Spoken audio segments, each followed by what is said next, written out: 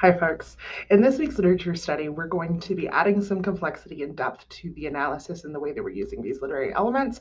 We're going to do that by analyzing two stories, both Poe's The Cask of Amontillado and William Faulkner's A Rose for Emily. Both of these stories share that they are part of what's considered the Gothic tradition in literature. So Gothicism began in England, in British literature, and it involved things like ghosts and monsters and the supernatural and castles and these sorts of like deep-seated heritage style fears for people. Think like Frankenstein, for example. But American Gothic fiction began in the early 1800s, and at that point in time, we had not been a country for very long, so we didn't have this long history of tradition to sort of build our supernatural or fear-based stories on. And one thing that Poe helped popularize in the American Gothic world is the idea of the evil that exists within your mind. So, American Gothic is distinct from traditional Gothic literature in that it focuses specifically on psychological fear. It focuses on the monsters within us, and it questions the sort of psychological, creepy, mysterious, insidious things that happen inside our brains, which is something that people are interested in.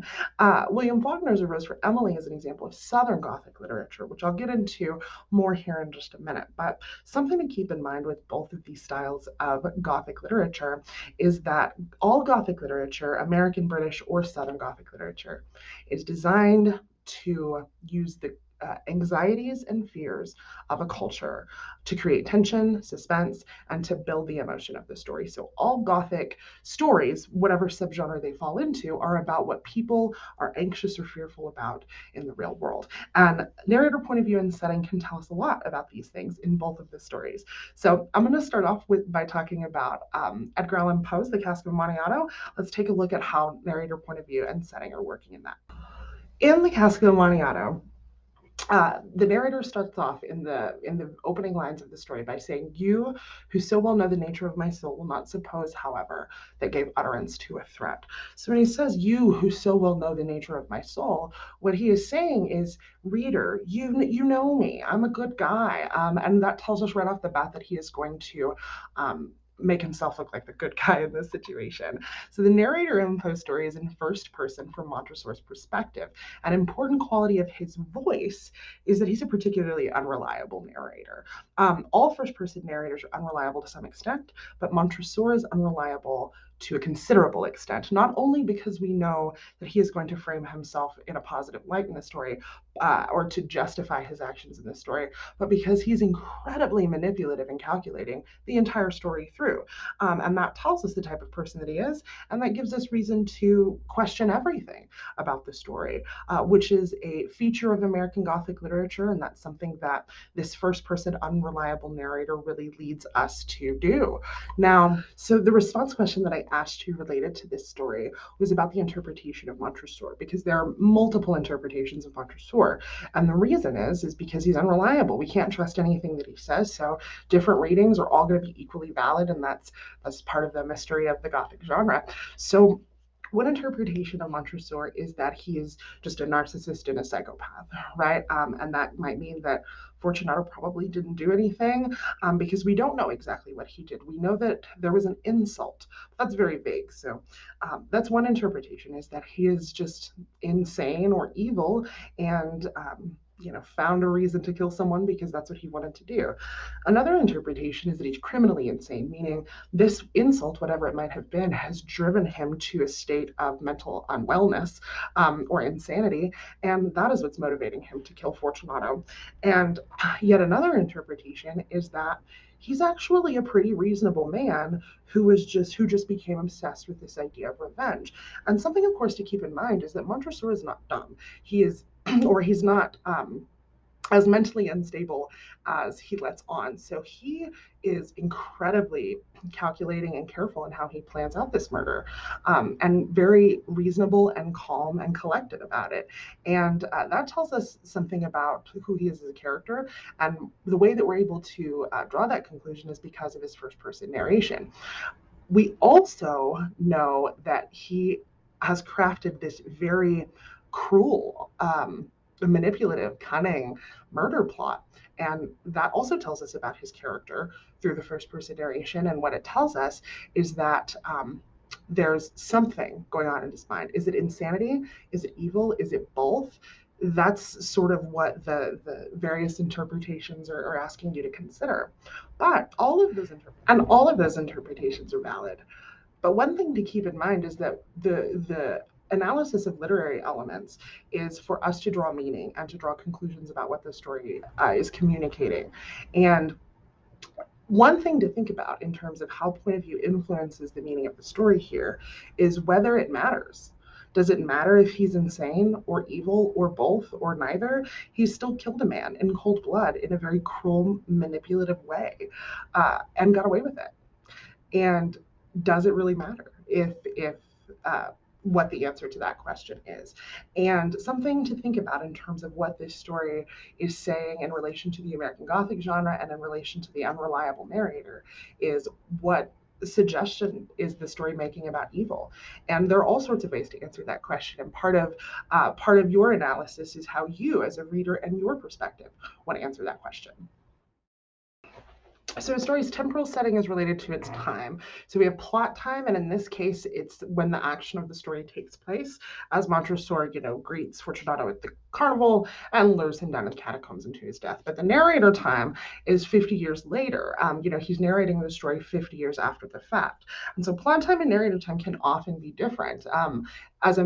Many would argue that in order to tell a story, you have to have the hindsight for it to have happened. So oftentimes they are.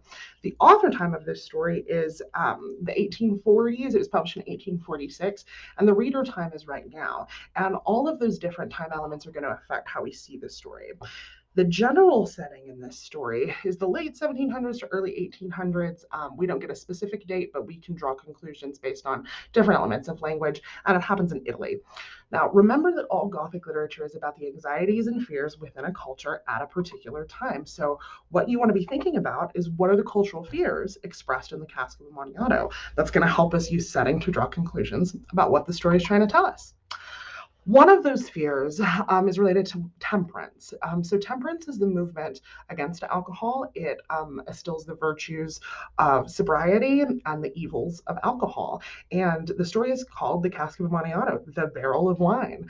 And it is Fortunato's pride about wine and his drunkenness that ultimately leads to his demise. So, some would say that this part of the historical setting, this cultural sort of fascination with alcohol and the danger in alcohol, is related to what the story is trying to communicate about the danger of alcohol. And this is very typical of Poe. He struggled with alcohol most of his life, and he, in the last few years of his life, dedicated himself to the temperance movement and never drinking again.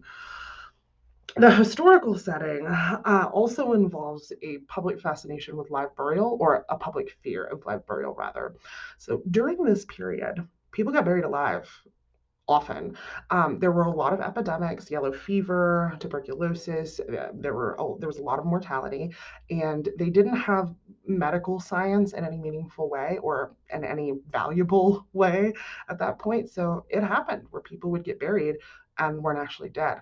To the extent that they actually designed coffins with these fail safes on the inside with breathing holes and bells, so that if a person was buried alive, they could alert people on the outside. And that was something that people were anxious about and fearful of, and that's something that Poe is using as part of the historical setting in his story.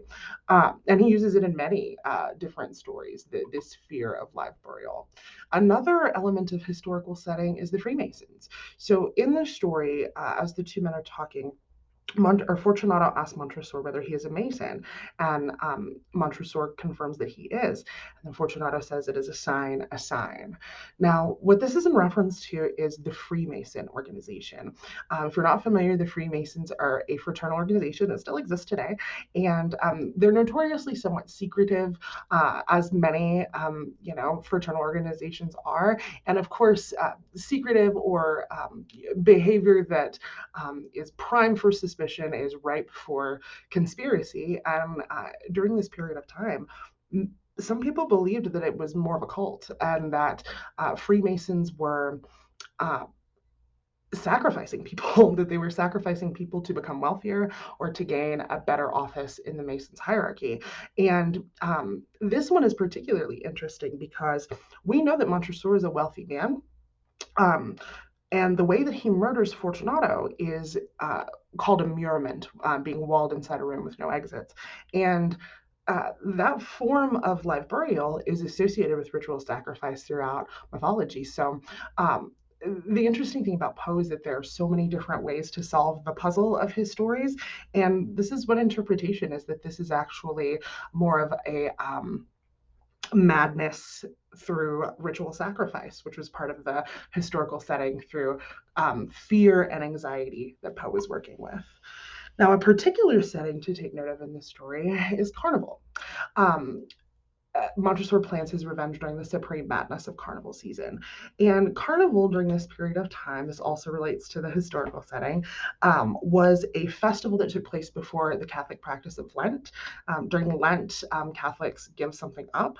And during this period of time, they gave up, it was, much more extreme than many practicing Catholics today.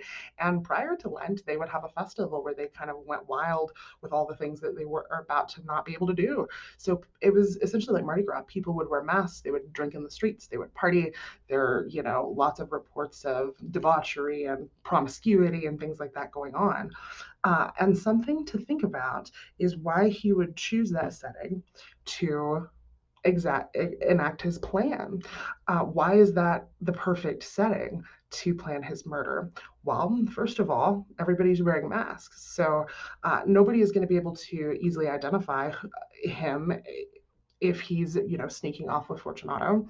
Fortunato's going to be drunk. Everybody's going to be drunk. Nobody's going to notice them, sneaking off to his house. Um, there's a lot of there's a lot of festivity going on in the streets. Nobody's going to hear him scream, right? All of these things are part of that particular setting, and not only is that an element of setting, but it also corresponds to the story and tells us more about Montresor. It tells us how calculating and manipulative he is. Uh, the way that he gets his servants out of his house is by telling them not to leave, because he knows that they will leave anyway. So what he's doing is he's manipulating everything around him, and he's thinking in a very calculated way about how he's going to, murder Fortunato. And this element of setting also tells us about Montresor as the narrator and Montresor as a character. Another particular setting to take note of is the catacombs. So catacombs are underground tunnels that are used as tombs. Basically, they're underground graveyards, and there are catacombs are known in pop culture. Public catacombs are. There are some in London and Rome and Paris and all over the world. Now, these catacombs on the right are public catacombs. And the reason that these were built was because during this period of time, there's a lot of mortality, a lot of death.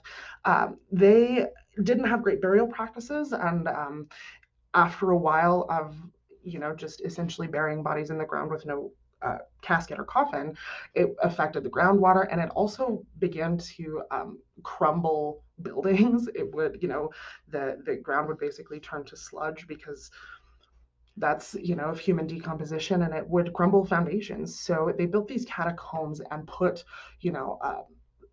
thousands and thousands of poor people in these catacombs. That's the catacombs you've probably heard of in pop culture. But Montresor has private catacombs. It's like these on the right. And private catacombs were used by wealthy families.